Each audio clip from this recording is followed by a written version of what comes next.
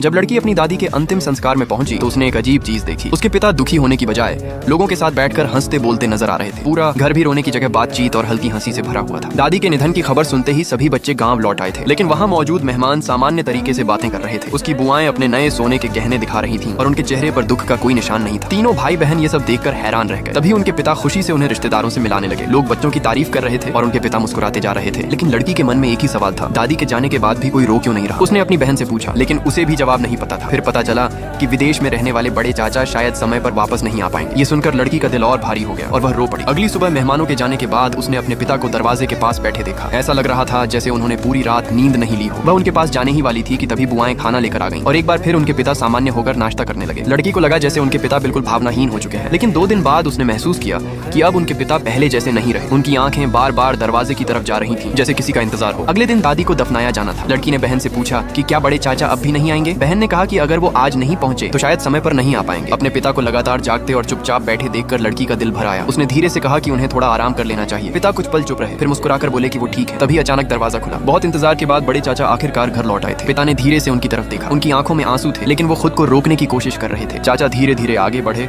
और अपने छोटे भाई के सामने आकर खड़े हो गए। अगले ही पल दोनों एक दूसरे को गले लगाकर रो पड़े। सालों से दबा हुआ सारा दर्द बाहर आने लगा। बुआएं भी दौड़ कर आईं और अपने बड़े भाई को पकड़कर रोने लगी। ये सब देखकर लड़की को आखिर समझ आया कि बड़े लोग पत्थर दिल नहीं होते। वे बस इतने समय तक खुद को संभाले हुए थे, क्योंकि परिवार का बड़ा बेटा अभी तक घर नहीं पहुंचा था। अब जब पूरा परिवार फिर से एक साथ था तो कोई भी अपने आंसू रोक नहीं पाया। सब एक दूसरे को पकड़कर खुलकर रोने लगे।